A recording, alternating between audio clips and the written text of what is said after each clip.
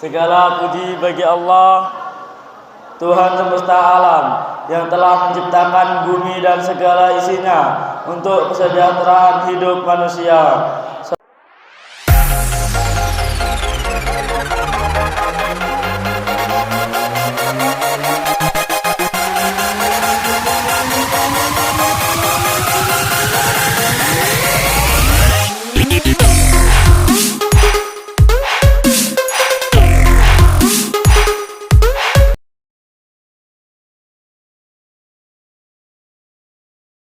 Assalamualaikum warahmatullahi wabarakatuh.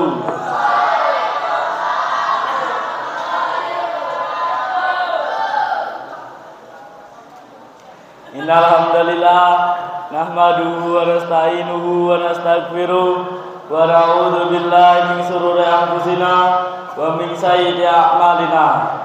May yahdihillahu fala mudilla lahu wa may yudlil fala hadiya lahu. Qala Allah Ta'ala bil Qur'anil Karim, a'udzu billahi minasy syaithanir rajim. Ya ayyuhalladzina amanu taqullaha wa qulu qawlan sadida yusrih lakum a'malakum wa yaghfir lakum dunubakum wa ma yuti'illah wa rasulah wa faqihatan fawzan azima. Segala puji bagi Allah, Tuhan semesta alam, yang telah menciptakan bumi dan segala isinya untuk kesejahteraan hidup manusia. Salawat beserta salam semoga terlimpah untuk baginda Nabi Muhammad SAW yang telah berjasa membimbing umatnya kepada keimanan yang hak dan perilaku hidup yang luhur di bawah naungan bendera al-Islam. Pada kesempatan kali ini, marilah kita mengenal karakteristik orang munafik agar kita tidak masuk ke dalam perangkapnya dan agar kita waspada terhadap tipu daya mereka. Allah SWT berfirman yang artinya, sesungguhnya orang-orang munafik itu ditempatkan pada tingkatan yang paling bawah dari neraka, dan kamu sekali-kali tidak akan mendapatkan seorang penolong pun bagi mereka. Quran Surah An-Nisa ayat 145. Mengapa Allah memberikan siksa yang sangat pedih bagi orang-orang munafik dengan menempatkannya di lapisan neraka yang paling bawah? Mengapa mereka mendapatkan pertolongan dalam bentuk apapun nantinya di hari kiamat? Bukankah ada syafaat Nabi Muhammad, ada amal kebaikan atau kasih sayang Allah yang bisa meringankan seorang dari siksa neraka? Inilah yang akan kita lebih dalam pada kesempatan kali ini. Munafik adalah kata yang biasa dipakai untuk menunjukkan kepada sifat seorang yang menyembunyikan iman dalam hatinya dan menampakkannya dengan lisannya. Ia mengaku beriman namun hatinya tetap ingkar.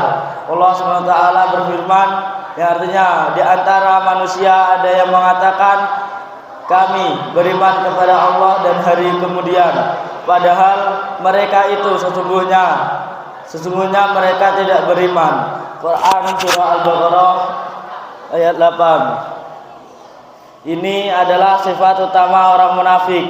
Ia mengaku beriman kepada Allah, namun pada hakikatnya saja pengakuannya hanya di bibir saja. Ia hendak menipu Allah dan orang-orang yang beriman. Pada masa Rasulullah, orang munafik benar-benar menjadi duri bagi umat Islam. Ketika ia berada di tengah-tengah mereka, ia mengaku beriman. Namun jika telah kembali kepada orang kafir, ia menampakkan kekafirannya. Sebagaimana firman Allah yang artinya, dan bila mereka berjumpa dengan orang-orang yang beriman, mereka mengatakan kami beriman. Dan bila mereka kembali kepada syaitan mereka mengatakan sesungguhnya kami sependirian dengan kamu.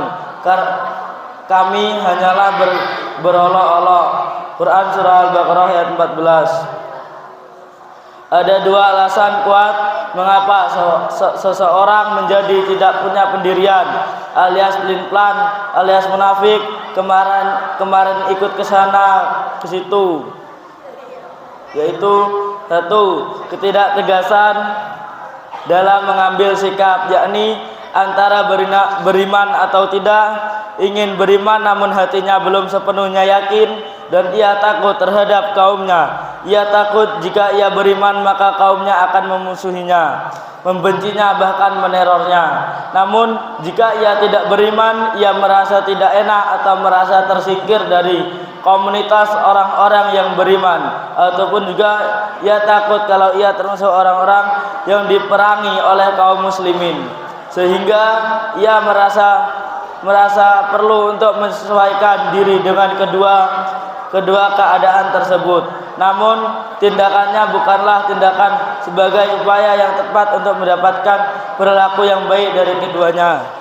Dua, dendam menghancurkan kaum muslimin. Kaum non-muslim yang sangat membenci Islam akan selalu berusaha dengan cara apapun juga agar tujuan mereka dapat tercapai, yaitu menghancurkan kaum muslimin.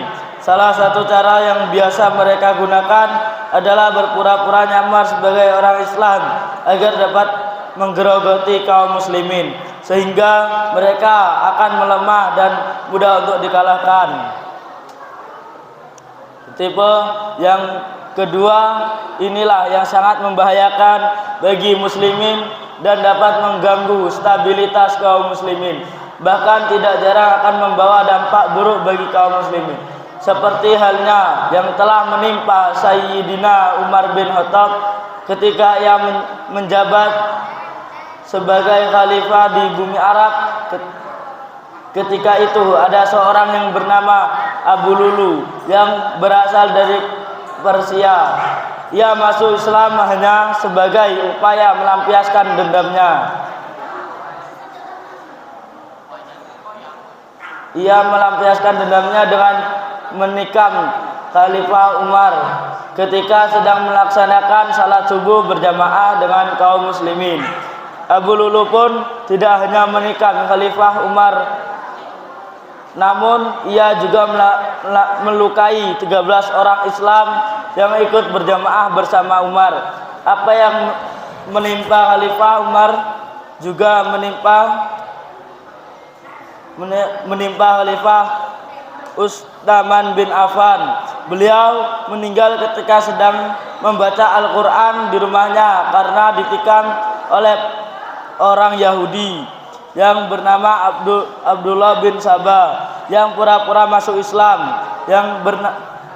Begitu juga dengan nasib yang menimpa kaum muslimin ketika hendak berperang melawan kaum kafir Quraisy di Bukit Uhud, sehingga mereka menderita kekalahan pada waktu itu.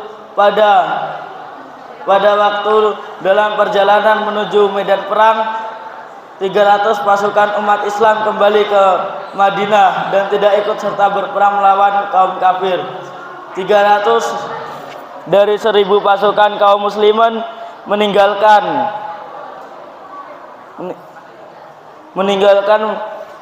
dan tidak ikut berperang, dan mengatakan bahwa kaum muslimin tidak akan mungkin menang berperang melawan kaum kafir yang jumlahnya jauh lebih banyak dari mereka, sehingga pasukan kaum muslimin berkurang sekalipun mereka menderita kekalahan.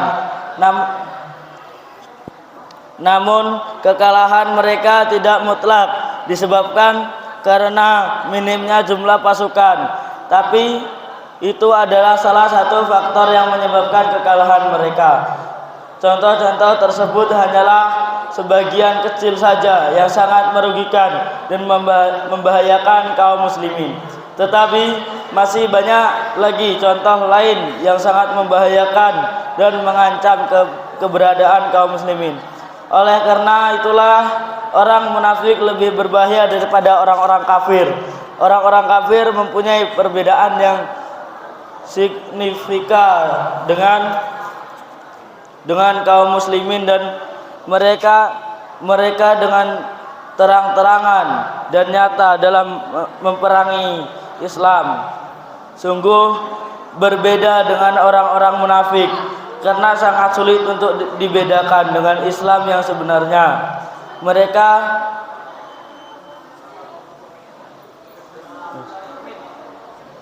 cukup sekian dari saya. Terima kasih atas perhatiannya. Wassalamualaikum warahmatullahi wabarakatuh.